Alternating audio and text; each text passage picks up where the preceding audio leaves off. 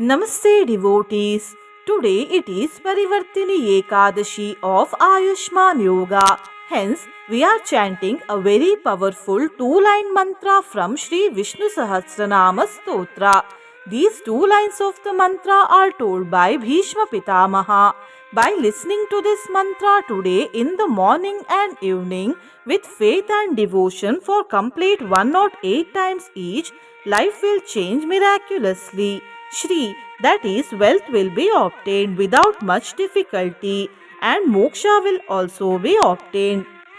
Don't forget to do the puja of Lord Narayan and Mother Goddess Lakshmi with tulsi dal and jasmine flower. Also, try to keep the fast if possible. If not possible, listen to this mantra with utmost devotion as told earlier. While listening to the mantra, do the dhyana of Lord Narayan and Mother Goddess Lakshmi. Before listening to the mantra, if you are new to the channel, subscribe the channel, press the nearby bell icon and select all option. Anivarti nivrittatma Sankshepakshemakritchivaha Shrivatsavakshaha Shrivasaha Shripatihi Shrimatamvaraha Anivarti nivrittatma Sankshepakshemakritchivaha Shrivatsavakshaha Shrivasaha Shripatihi Shrimatamvaraha Anivarti nivrittatma Sankshepakshemakritchivaha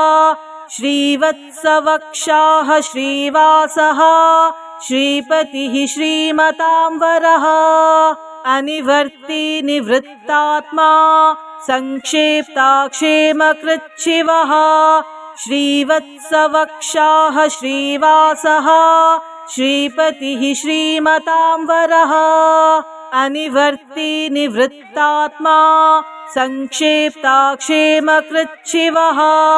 Shrivatsavakshaha Shrivasaha Shripatihi Shrimatamvaraha Anivarti nivrittatma Sankshepakshemakritchivaha Shrivatsavakshaha Shrivasaha Shripatihi Shrimatamvaraha Anivarti nivrittatma Sankshepakshemakritchivaha Shrivatsavakshaha Shrivasaha Shripatihi Shrimatamvaraha Anivarti nivrittatma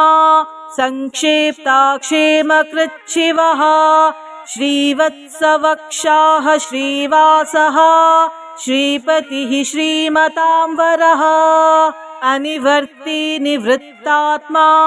Sankshepakshemakritchivaha Shrivatsavakshaha Shrivasaha Shripatihi Shrimatamvaraha Anivarti nivrittatma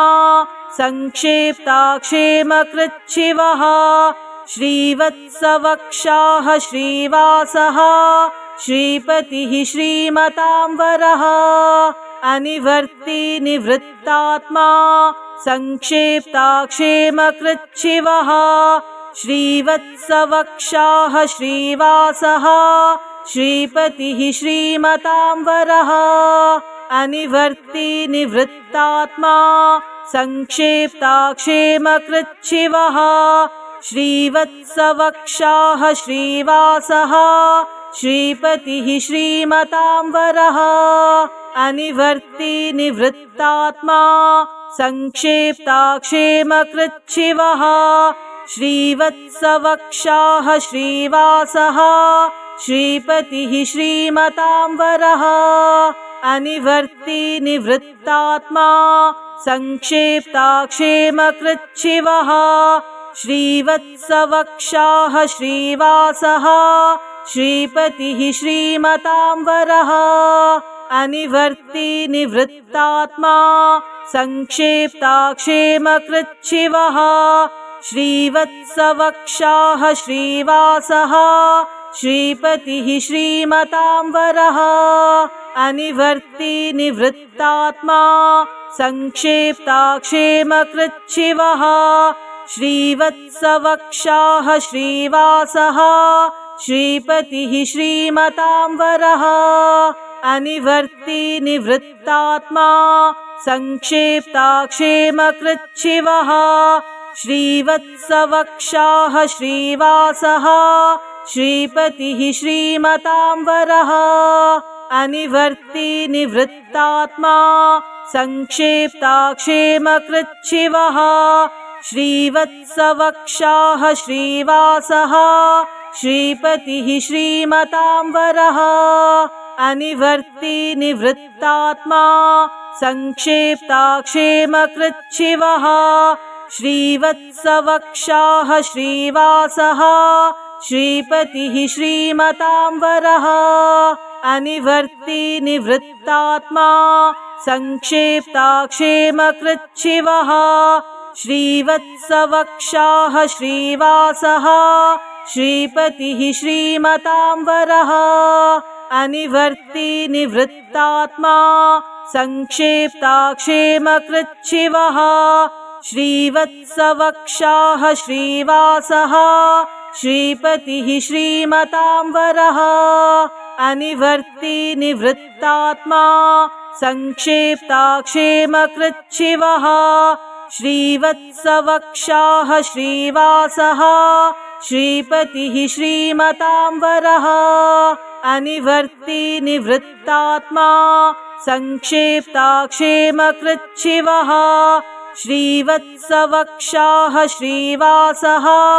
श्रीपतिः श्रीमताम्बरः अनिवर्ती निवृत्तात्मा संक्षेप्ताक्षेमकृच्छिवः श्रीवत्सवक्षाः श्रीवासः श्रीपतिः श्रीमताम्बरः अनिवर्ती निवृत्तात्मा संक्षेप्ताक्षेमकृच्छिवः श्रीवत्सवक्षाः श्रीवासः श्रीपतिः श्रीमताम्बरः अनिवर्ती निवृत्तात्मा संक्षेप्ताक्षेमकृच्छिवः श्रीवत्सवक्षाः श्रीवासः श्रीपतिः श्रीमताम्बरः अनिवर्ती निवृत्तात्मा संक्षेप्ताक्षेमकृच्छिवः श्रीवत्सवक्षाः श्रीवासः श्रीपतिः श्रीमताम्बरः अनिवर्ती निवृत्तात्मा संक्षेप्ताक्षेमकृच्छिवः श्रीवत्सवक्षाः श्रीवासः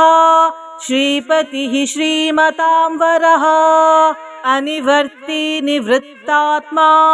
संक्षेप्ताक्षेमकृच्छिवः श्रीवत्सवक्षाः श्रीवासः श्रीपतिः श्रीमताम्बरः अनिवर्ती निवृत्तात्मा संक्षेप्ताक्षेमकृच्छिवः श्रीवत्सवक्षाः श्रीवासः श्रीपतिः श्रीमताम्बरः अनिवर्ती निवृत्तात्मा संक्षेप्ताक्षेमकृच्छिवः श्रीवत्सवक्षाः श्रीवासः श्रीपतिः श्रीमताम्बरः अनिवर्ती निवृत्तात्मा संक्षेप्ताक्षेमकृच्छिवः श्रीवत्सवक्षाः श्रीवासः श्रीपतिः श्रीमताम्बरः अनिवर्ती निवृत्तात्मा संक्षेप्ताक्षेमकृच्छिवः श्रीवत्सवक्षाः श्रीवासः श्रीपतिः श्रीमताम्बरः अनिवर्ती निवृत्तात्मा संक्षेप्ताक्षेमकृच्छिवः श्रीवत्सवक्षाः श्रीवासः श्रीपतिः श्रीमताम्बरः अनिवर्ती निवृत्तात्मा संक्षेप्ताक्षेमकृच्छिवः श्रीवत्सवक्षाः श्रीवासः श्रीपतिः श्रीमताम्बरः अनिवर्ती निवृत्तात्मा संक्षेप्ताक्षेमकृच्छिवः श्रीवत्सवक्षाः श्रीवासः श्रीपतिः श्रीमतां वरः अनिवर्ती निवृत्तात्मा संक्षेप्ताक्षेमकृच्छिवः श्रीवत्सवक्षाः श्रीवासः श्रीपतिः श्रीमतां वरः अनिवर्ती निवृत्तात्मा संक्षेप्ताक्षेमकृच्छिवः श्रीवत्सवक्षाः श्रीवासः श्रीपतिः श्रीमतां वरः अनिवर्ती निवृत्तात्मा संक्षेप्ताक्षेमकृच्छिवः श्रीवत्सवक्षाः श्रीवासः श्रीपतिः श्रीमतां वरः अनिवर्ती निवृत्तात्मा संक्षेप्ताक्षेमकृच्छिवः श्रीवत्सवक्षाः श्रीवासः श्रीपतिः श्रीमतां वरः अनिवर्ती निवृत्तात्मा संक्षेप्ताक्षेमकृच्छिवः श्रीवत्सवक्षाः श्रीवासः श्रीपतिः श्रीमतां वरः अनिवर्ती निवृत्तात्मा संक्षेप्ताक्षेमकृच्छिवः श्रीवत्सवक्षाः श्रीवासः श्रीपतिः श्रीमतां वरः अनिवर्ती निवृत्तात्मा संक्षेप्ताक्षेमकृच्छिवः श्रीवत्सवक्षाः श्रीवासः श्रीपतिः श्रीमतां वरः अनिवर्ती निवृत्तात्मा संक्षेप्ताक्षेमकृच्छिवः श्रीवत्सवक्षाः श्रीवासः श्रीपतिः श्रीमतां वरः अनिवर्ती निवृत्तात्मा संक्षेप्ताक्षेमकृच्छिवः श्रीवत्सवक्षाः श्रीवासः श्रीपतिः श्रीमतां वरः अनिवर्ती निवृत्तात्मा संक्षेप्ताक्षेमकृच्छिवः श्रीवत्सवक्षाः श्रीवासः श्रीपतिः श्रीमतां वरः अनिवर्ती निवृत्तात्मा संक्षेप्ताक्षेमकृच्छिवः श्रीवत्सवक्षाः श्रीवासः श्रीपतिः श्रीमतां वरः अनिवर्ती निवृत्तात्मा संक्षेप्ताक्षेमकृच्छिवः श्रीवत्सवक्षाः श्रीवासः श्रीपतिः श्रीमतां वरः अनिवर्ती निवृत्तात्मा संक्षेप्ताक्षेमकृच्छिवः श्रीवत्सवक्षाः श्रीवासः श्रीपतिः श्रीमतां वरः अनिवर्ती निवृत्तात्मा संक्षेप्ताक्षेमकृच्छिवः श्रीवत्सवक्षाः श्रीवासः श्रीपतिः श्रीमतां वरः अनिवर्ती निवृत्तात्मा संक्षेप्ताक्षेमकृच्छिवः श्रीवत्सवक्षाः श्रीवासः श्रीपतिः श्रीमतां वरः अनिवर्ती निवृत्तात्मा संक्षेप्ताक्षेमकृच्छिवः श्रीवत्सवक्षाः श्रीवासः श्रीपतिः श्रीमतां वरः अनिवर्ती निवृत्तात्मा संक्षेप्ताक्षेमकृच्छिवः श्रीवत्सवक्षाः श्रीवासः श्रीपतिः श्रीमतां वरः अनिवर्ती निवृत्तात्मा संक्षेप्ताक्षेमकृच्छिवः श्रीवत्सवक्षाः श्रीवासः श्रीपतिः श्रीमतां वरः अनिवर्ती निवृत्तात्मा संक्षेप्ताक्षेमकृच्छिवः श्रीवत्सवक्षाः श्रीवासः श्रीपतिः श्रीमतां वरः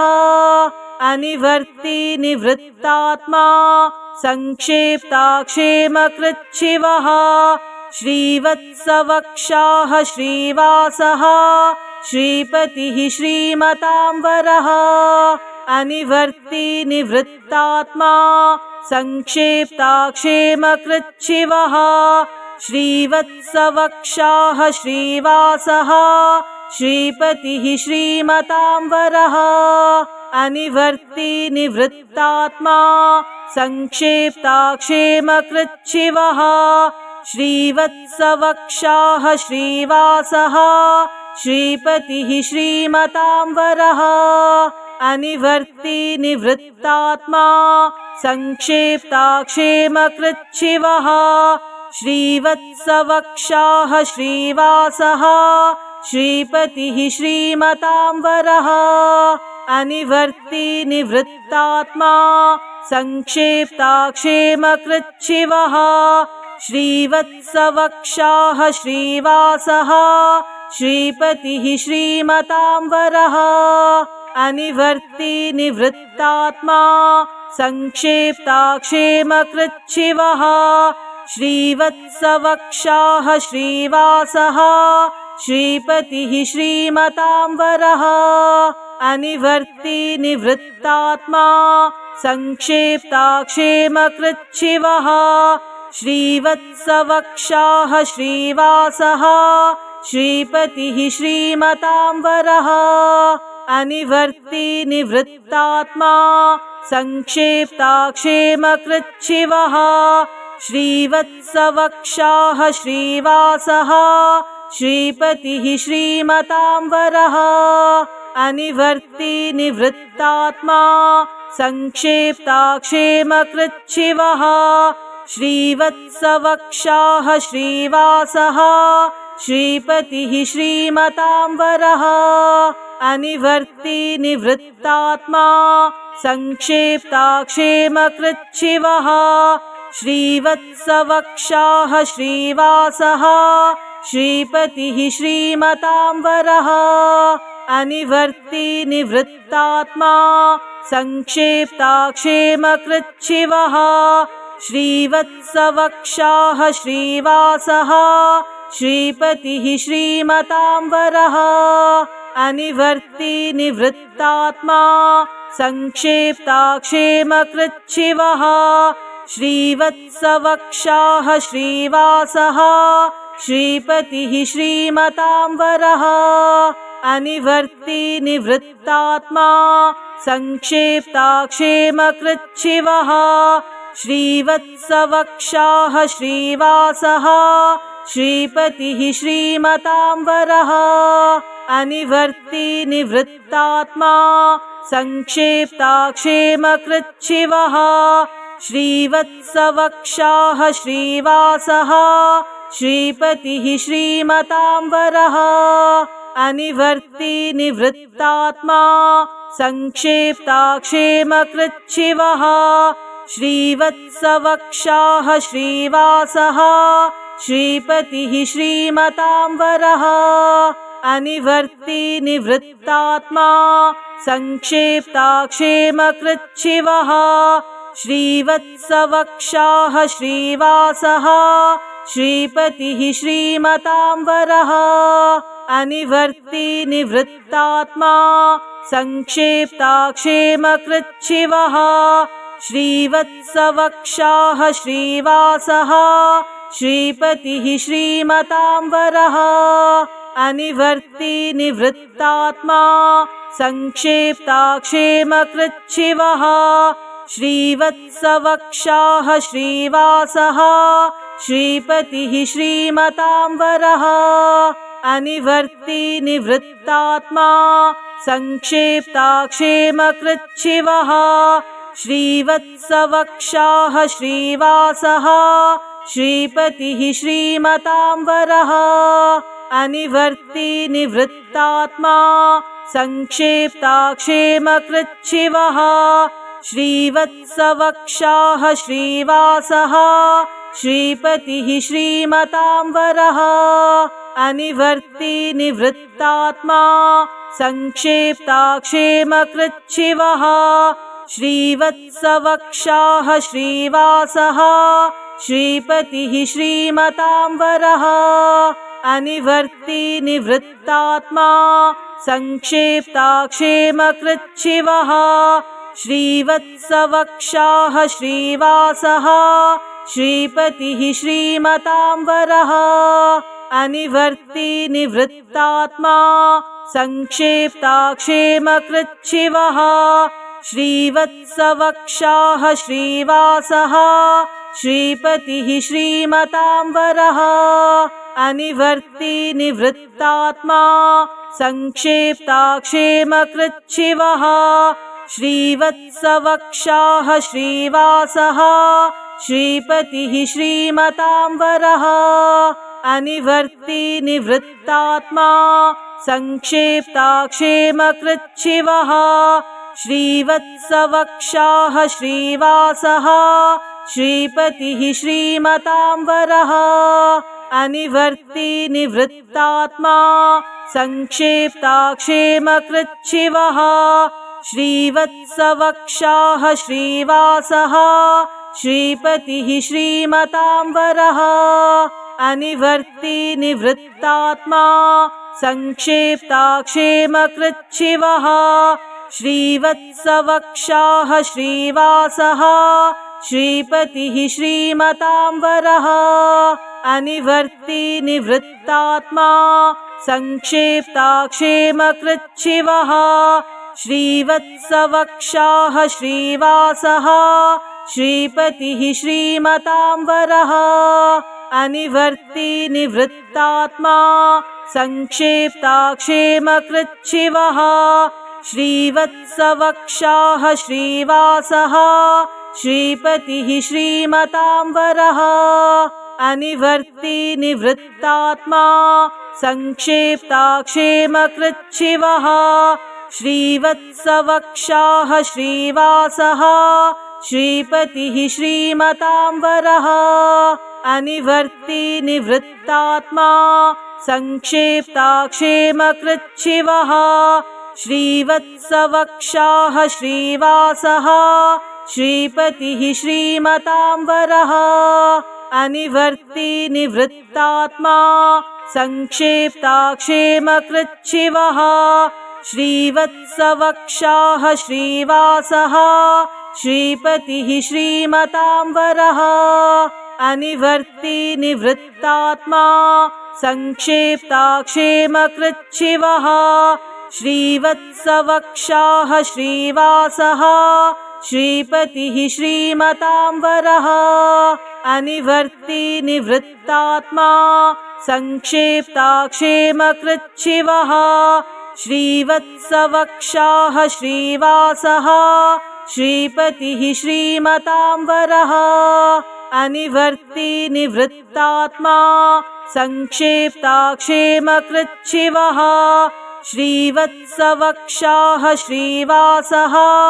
श्रीपतिः श्रीमतां वरः अनिवर्ती निवृत्तात्मा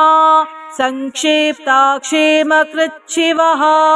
श्रीवत्सवक्षाः श्रीवासः श्रीपतिः श्रीमतां वरः अनिवर्ती निवृत्तात्मा संक्षेप्ताक्षेमकृच्छिवः श्रीवत्सवक्षाः श्रीवासः श्रीपतिः श्रीमतां वरः अनिवर्ती निवृत्तात्मा संक्षेप्ताक्षेमकृच्छिवः श्रीवत्सवक्षाः श्रीवासः श्रीपतिः श्रीमतां वरः अनिवर्ती निवृत्तात्मा संक्षेप्ताक्षेमकृच्छिवः श्रीवत्सवक्षाः श्रीवासः श्रीपतिः श्रीमतां वरः अनिवर्ती निवृत्तात्मा संक्षेप्ताक्षेमकृच्छिवः श्रीवत्सवक्षाः श्रीवासः